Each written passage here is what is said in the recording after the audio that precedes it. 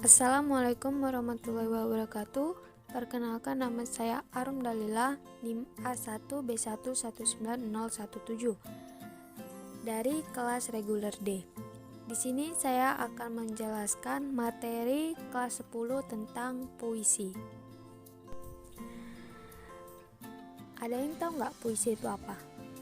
Ya, puisi dapat dikatakan sebagai salah satu genre sastra yang menggunakan kata-kata yang estetis dan berirama.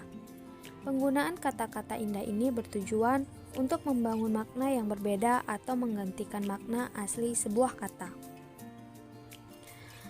Adapun pengertian puisi menurut beberapa para ahli. Berikut adalah beberapa pengertian puisi menurut para ahli yang bisa membantu kita untuk lebih memahami puisi. Yang pertama yaitu ada H.B. Jahsin. H.B. Jahsin menjelaskan bahwa puisi merupakan suatu karya sastra yang diucapkan dengan sebuah perasaan yang di dalamnya mengandung suatu pikiran-pikiran dan sebuah tanggapan-tanggapan. Selanjutnya yaitu ada Herman Waluyo. Herman Waluyo menjelaskan bahwa puisi merupakan karya sastra yang mengungkapkan pikiran dan perasaan penyair secara imajinatif dan disusun dengan memfokuskan semua kekuatan bahasa dalam sebuah struktur fisik dan struktur batinnya. Selanjutnya ada Sumardi. Sumardi menjelaskan bahwa puisi merupakan karya sastra dengan bahasa yang dipadatkan, dipersingkat, dan diberi irama dengan bunyi yang padu dan kata-kata bermakna kiasan atau imajinatif. Berikutnya yaitu ada James Revas menjelaskan bahwa puisi merupakan ungkapan bahasa yang penuh dan kaya akan daya pikat. Selanjutnya, Carlyle menjelaskan bahwa puisi merupakan pemikiran yang bersifat musikal. Kata-katanya disusun sedemikian rupa sehingga menonjolkan rangkaian bunyi yang merdu seperti musik. Selanjutnya ada Samuel Taylor Coleridge menjelaskan bahwa puisi adalah kata-kata terindah dalam susunan terindah. Itu adalah pengertian puisi secara umum dan juga pengertian puisi menurut beberapa para ahli. Selanjutnya, saya akan menjelaskan tentang ciri-ciri puisi. Puisi memiliki beberapa ciri sebagai berikut. Yang pertama yaitu bahasa yang digunakan dalam puisi lebih padat dibandingkan prosa dan drama. Yang kedua, puisi memiliki rima atau sajak yang teratur. Yang ketiga, puisi lebih menggunakan sajak syair atau pola pantun, khususnya pada puisi lama. Yang keempat, puisi bersifat simetris. Yang kelima, puisi memiliki makna konotatif. Yang keenam, puisi terdiri dari kesatuan sintaksis atau gatra. Adapun unsur-unsur puisi, yaitu yang pertama, struktur fisik puisi. Struktur fisik puisi merupakan unsur dari puisi yang dapat dilihat dan diamati secara langsung dengan mata. Struktur fisik puisi terdiri dari yang pertama, tipografi atau bentuk format puisi. Dalam tipografi ini, kamu dapat melihat pengaturan baris, batas tepi kertas kanan, kiri, atas, dan bawah, serta pemilihan jenis huruf yang digunakan oleh penyairnya. Tipografi ini berpengaruh terhadap pemaknaan dari isi puisi. Selanjutnya ada diksi. Diksi merupakan pemilihan kata yang digunakan oleh penyair dalam puisinya dan dimaksudkan untuk mendapatkan efek sesuai dengan keinginan penyair tersebut. Diksi ini sangat berpengaruh dengan makna yang ingin disampaikan penyair dalam puisinya. Selanjutnya yaitu imaji atau citraan. Imaji atau citraan merupakan kata atau susunan kata-kata yang mengungkapkan pengalaman indrawi pembaca saat membaca puisi, sehingga pembaca dapat seolah-olah melihat, mendengar, merasakan, atau mengalami hal-hal yang terdapat dalam sebuah puisi. Imaji dapat dibagi menjadi 3 macam, yaitu imaji penglihatan atau visual, imaji pendengaran atau suara auditif, dan imaji sentuh atau peradaban taktil. Selanjutnya yaitu ada majas. Majas merupakan pemakaian bahasa dengan melukiskan sesuatu dengan konotasi khusus sehingga arti sebuah kata dapat memiliki banyak makna. Selanjutnya kata konkret.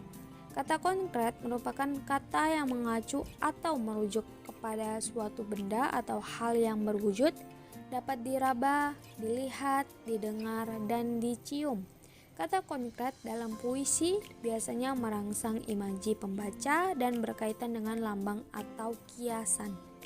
Contoh kata konkret adalah laut, sawah, pantai, meja, uang, rumah, mobil, dan lain sebagainya.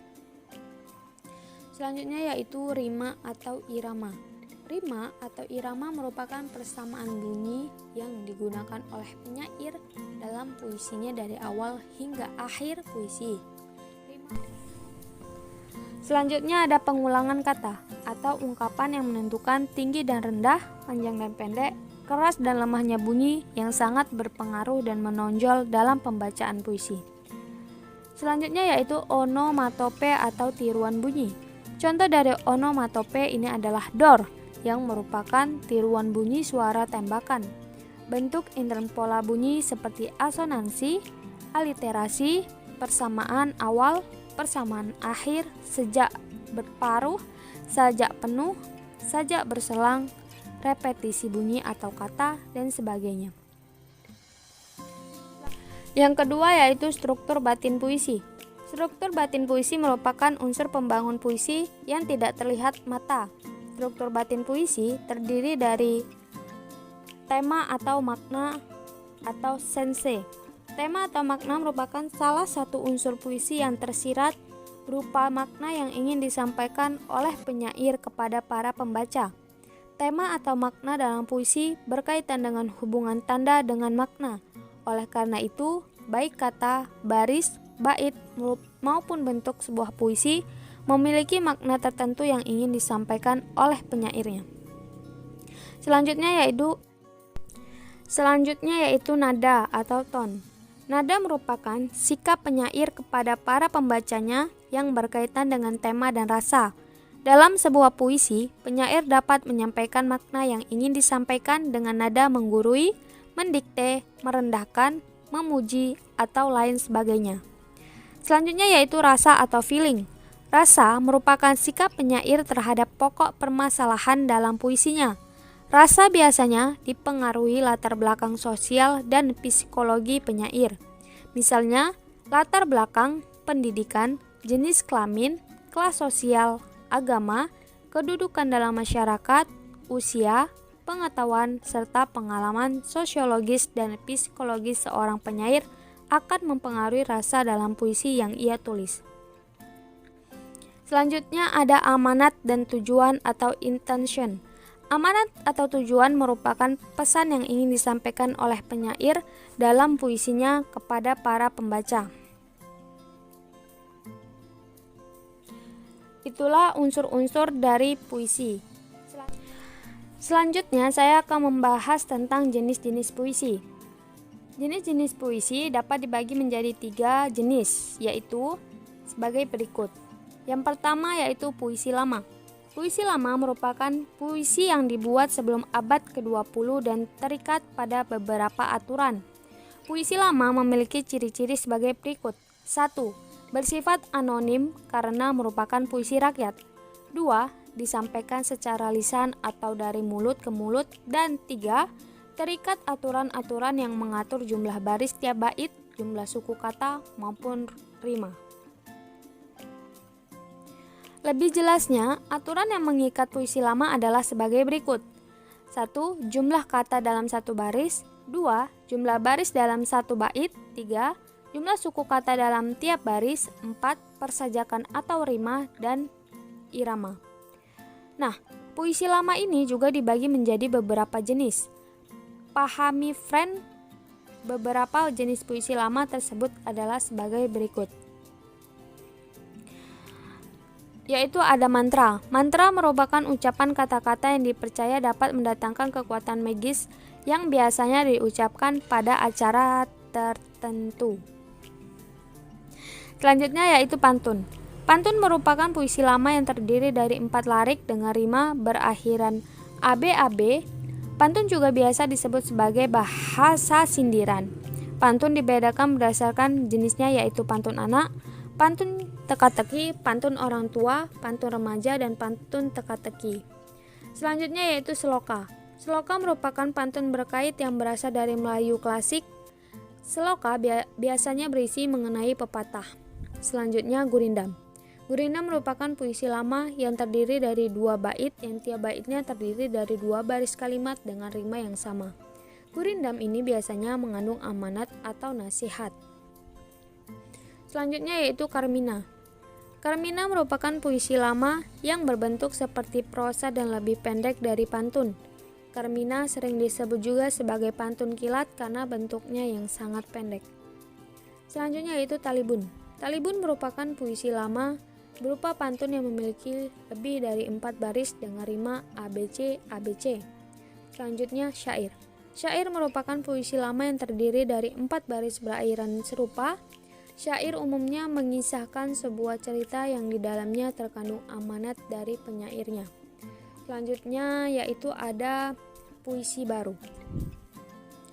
Puisi baru merupakan puisi yang tidak terikat pada aturan-aturan puisi lama, baik dalam jumlah baris, suku kata, ataupun rima. Puisi baru memiliki ciri-ciri sebagai berikut. 1. Nama penyairnya jelas atau diketahui. 2. Memiliki bentuk rapi dan simetris. 3. Memiliki gaya bahasa yang dinamis. 4. Memiliki persajakan akhir yang teratur. 5. Sebagian besar puisi baru memiliki 4 seuntai. 6. Setiap barisnya terdiri dari sebuah gatra atau kesatuan sintaksis. 7. Setiap gatra terdiri dari 4-5 suku kata. Dan terakhir, banyak menggunakan pola pantun dan syair, sekalipun ada juga yang menggunakan pola puisi lama lainnya. Puisi baru terdiri dari beberapa jenis, yaitu himne. Himne merupakan sejenis nyanyian pujian yang ditujukan untuk Tuhan atau dewa, ataupun segala sesuatu yang dianggap suci atau sakral. Selanjutnya yaitu ada balada. Balada merupakan puisi sederhana yang berkisah mengenai cerita rakyat yang mengharukan. Balada biasanya berbentuk dialog atau disajikan dalam bentuk nyanyian. Selanjutnya yaitu ode. Ode merupakan puisi larik mengenai sanjungan terhadap orang yang berjasa. Ode dibaca dalam nada yang agung dan memiliki tema yang serius. Biasanya ode ditujukan pada orang tua, pahlawan, dan tokoh-tokoh besar. Selanjutnya itu ada romansa. Romansa merupakan puisi cerita yang mengungkapkan luapan perasaan cinta kasih. Puisi romansa ini menimbulkan efek romantis saat dibacakan. Selanjutnya epigram. Epigram merupakan puisi mengenai ajaran dan tuntunan dalam menjalani hidup. Epigram sendiri memiliki arti unsur pengajaran, nasihat, menuntun ke arah kebenaran yang dijadikan pedoman hidup. Selanjutnya yaitu elegi. Elegi merupakan syair atau nyanyian berupa ratapan dan ungkapan duka cita, terutama pada peristiwa kematian. Selanjutnya yaitu ada satir. Satir merupakan puisi bergaya bahasa sindiran atau kritik yang disampaikan dalam bentuk sarkasme, ironi, atau parodi. Selanjutnya yaitu distikon. Distikon merupakan puisi yang masing-masing baitnya terdiri dari 2 baris atau 2 seuntai. Selanjutnya terzina. Terzina merupakan puisi yang masing-masing baitnya terdiri dari 3 baris atau 3 seuntai. Selanjutnya ada kuatren. Kuatren merupakan puisi yang masing-masing baitnya terdiri dari 4 baris atau 4 seuntai. Selanjutnya yaitu kuin. Kuin merupakan puisi yang masing-masing baitnya terdiri dari 5 baris atau 5 seuntai. Selanjutnya yaitu sextet. Sextet merupakan puisi yang masing-masing baitnya terdiri dari 6 baris atau 6 seuntai. Selanjutnya septima. Septima merupakan puisi yang masing-masing baitnya terdiri dari 7 baris atau 7 seuntai.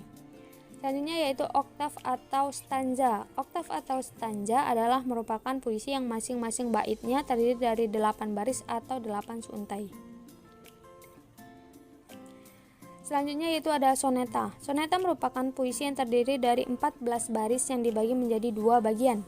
2 bait pertama dalam soneta memiliki 4 baris, sementara 2 bait kedua masing-masing memiliki 3 baris. Soneta ini merupakan jenis puisi baru yang paling terkenal karena paling susah dibuat dan membuat para penyair tertantang untuk membuatnya. Yang ketiga yaitu puisi kontemporer. Sesuai dengan namanya, puisi kontemporer merupakan jenis puisi yang berusaha menyesuaikan diri dengan perkembangan zaman dan selalu berusaha keluar dari ikatan konvensional penulisan puisi lama maupun baru. Puisi kontemporer juga biasanya menggunakan kata-kata yang tidak terlalu memperhatikan kesantunan berbahasa, seperti menggunakan kata-kata yang kasar, ejekan, atau lainnya.